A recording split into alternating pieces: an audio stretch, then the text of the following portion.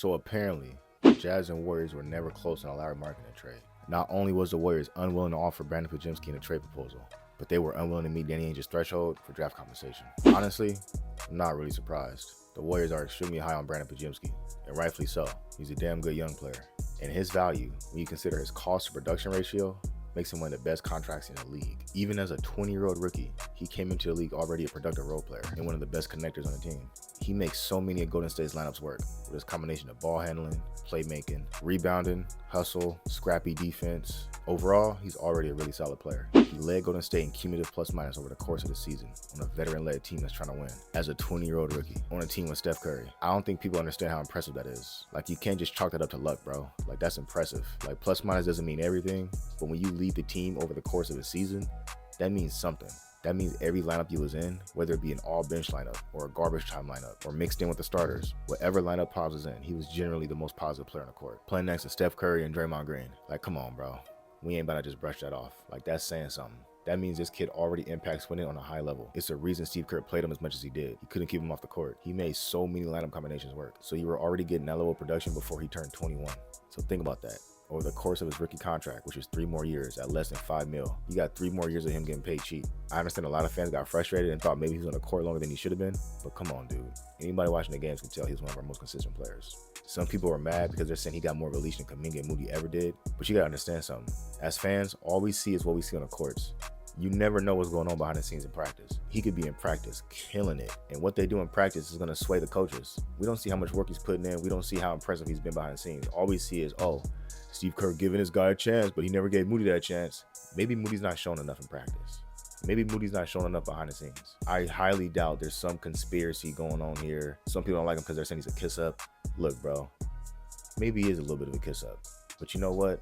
I'd rather him be a kiss up and be a good player than be trash. Which one would you prefer? Him being a bust and he's trash, or him being a good player that should be on the court and okay, he's a kiss ass? Bro, as long as you can hoop, I don't give a damn, bro. I really don't care about all that extra stuff people talking about. He made first team all rookie. Like, come on, bro. He was a 19th pick in the draft. He wasn't even a lottery pick. And when it's all said and done, he's probably going to go down as a top 5 player from this draft. Maybe top 4. On top of that, he's a hardworking kid. He's always in the gym. He's always improving. He's always trying to learn. When you combine that with a high IQ and a high baseline skill level, the Warriors got something with Brandon Jimsky. But I will say this. Brandon Jimsky better be hooping next season to justify passing on a talent like Lauri Markkanen. Now, unfortunately for Pods, I can already see it. Some of the fan base is going to be unfairly critical of him because to some, he's perceived as a reason why the Lauri Markkanen trade didn't go down. But come on, bro, that's not fair. It's not his fault the Warriors don't want to trade him. You can't hold resentment towards a player because he played so good as a rookie that the franchise that drafted him are reluctant to trade him. Like, come on, bro, he ain't doing nothing wrong. That's honestly a good thing. But all we can hope is that this decision doesn't backfire on the Warriors, because I truly think Lauri Markkanen would have been a perfect fit. As of me recording this, Lauri Markkanen hasn't signed his extension yet, but it's been reported as of now that he intends to sign after August 6th, which is his deadline. And by doing that, he's strategically taking himself out of trade talks, because once you sign an extension, the team can't trade you for 6 months. So if he was to wait until, say, August 7th, 6 months after that will put him past the trade deadline, which will obviously make him unavailable to the Warriors for the entire season. And it has been reports that Lauri Markkanen does prefer to stay in Utah. But honestly, and this is me just assuming, I think the reporting that he wants to stay in Utah is based off the fact that Utah can give him the biggest extension. It's purely a financial move. So for now, it looks good. Him saying he wants to stay in Utah, that's cool. And once he gets his extension and maximizes his dollars, as early as next season, you're going to start hearing whispers that he wants to play for a contender. And by that time, Utah will still be rebuilding and he'll start to force his way out, which is smart. Secure your money, secure the biggest bag possible, and then you can force your way to a contender in a year or two. I mean, when you think about it, it makes sense. He's 27 years old. This may or may not be his last max contract. Will he get another max contract at the age of 32? Who knows? Possibly, more than likely. But this is the one where you really want to capitalize. You really want to lock this in and maximize your dollars, because you never know. He is an injury-prone player. He is a 7-footer. You never know what that bag is going to look like 4 or 5 years from now when you're 31 or 32 and you're eligible for your next contract. So if I was him, I'd do the same thing. Like, yeah, I want to stay in Utah. This is home right here. This is where I want to be. As soon as I get my bag, bro, I'm pulling a Steven Jackson. I'm gone, dude. For those of y'all who don't remember, this dude, Steven Jackson, finessed the Warriors back in the day, bro. This dude signed a hefty extension with the Warriors. And the moment he got his money, this dude demanded a trade, bro. It was crazy, bro. I was hot. Like, this dude pulled a fast one, bro. Like, he finessed the Warriors so bad. That's back in them struggle days, man. Some of you Warriors fans don't know nothing about that, bro. Like, it was crazy, dude. That's like a completely different time, man. And it's crazy just looking back at this dynasty in these past 12, 13 years, bro. I never would have expected us to be this good. The Warriors were a dumpster fire franchise, bro.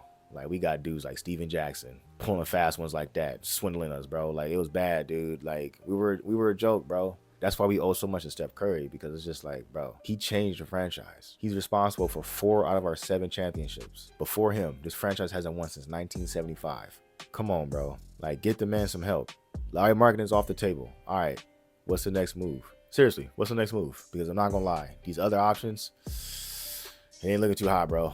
I'm not gonna lie. Like, these other options are just, it's whatever. But speaking of other options, it's been reported that the Warriors might target Jonas Valanciunas in a trade if they were unable to obtain Lauri Markkanen, which looks like the case. If the Warriors were to go after Jonas Valanciunas, this would be a trade for the trade deadline because he's currently unable to be traded right now, as the Wizards just signed him as a free agent this offseason. So anyways, Valanciunas, how do I feel about that move? He's not Lauri Markkanen.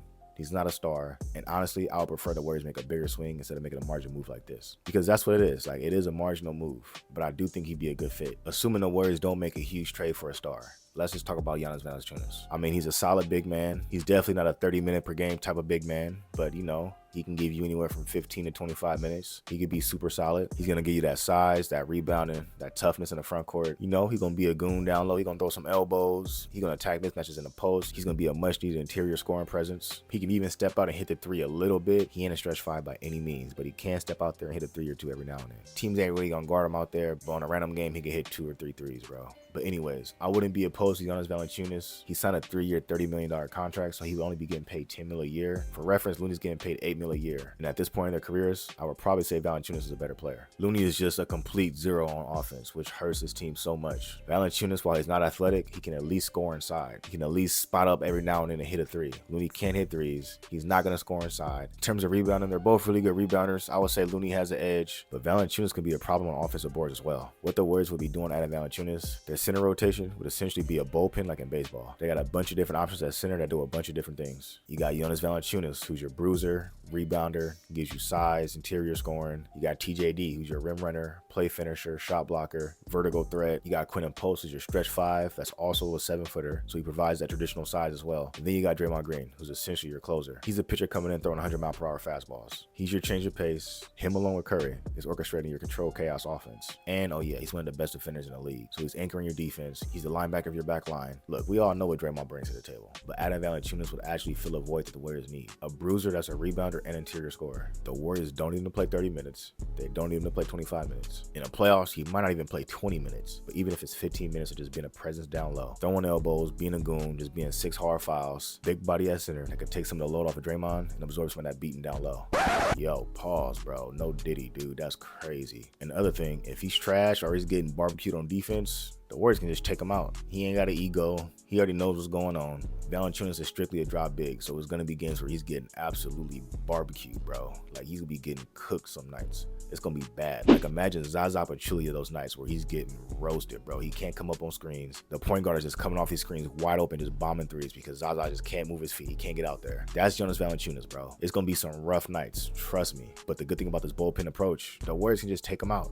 You can put in Draymond. You can put in TJD. You can go to a different defensive look if you need to. All right, let's fire up this trade machine and see how a trade will look. So in this trade scenario, the Warriors get Jonas Valanciunas and Saddiq Bey for Gary Payton, Kevon Looney, and what I would assume is draft compensation. How many draft picks? What kind of draft picks? Look, bro, I don't know. It might be a protected first-round pick. It might be a plethora of second-round picks. I'm not really trying to go into the ins and outs of what that would look like. All I know is Giannis and Saddiq Bey works for Gary Payton and Kevon Looney financially, and the Warriors would have to add draft compensation to entice the Wizards to make the trade. All right, so that's that. So I got 2 different iterations of what the starter lineup might look like. The first one with Valanciunas starting. We got Curry, Paz at the 2, Kuminga at the 3, Draymond at the 4, and Valanciunas at the 5. Here's a depth chart. You can see how that looks. In this hypothetical, Wiggins will be coming off the bench. You now have Saddiq Bey, a 6'7" wing that can shoot. In the Warriors movement system, I think he'd thrive. Now, he will be fighting for minutes with Moody and Buddy, but I think out of those 3, he'd probably be third on the pecking order. You got a Draymond Valanciunas front court, which I like having a traditional center next to Draymond. And now Valanciunas along with Kuminga provides an inside scoring option. It's a little clunky with Kuminga, Draymond, and Valanciunas, but it is what it is, bro. Kuminga has to be on the court. He has to start. And obviously, Draymond's your second best player. So it's going to be clunky, but you just got to make it work. All right, the next iteration. We got Curry, Pods, Wiggins, Kuminga, and Draymond. It's been reported that the Warriors expect Pods and Kuminga to both start. So the conversation is basically Wiggins versus Valanciunas. In the first iteration, I had Valanciunas starting. In this one, I got Wiggins starting, because Wiggins is still the Warriors' best point of attack defender. Now, obviously, the Warriors are starting small with Draymond. It is what it is, bro. It would only be for like a 4-minute burst. You got Draymond starting the game at center, and then between Valanciunas, TJD, and Quentin Post, you got your center by committee bullpen to get you through the game. And then if you you need Draymond to close the last 4 or 5 minutes of the game, he can. But for the most part, once he subs out in the first quarter, he'll be playing most of his minutes the rest of the game at power forward. So that's my trade proposal. Y'all let me know in the comments how y'all feel about this trade. And also, let me know how y'all feel about the Warriors not including Pods in the trade for Lauri Markkanen. But anyways, that's all I got for y'all. If I entertained you or you learned something new, do me a favor. Hit the subscribe button. I'll watch you on the next one. Peace.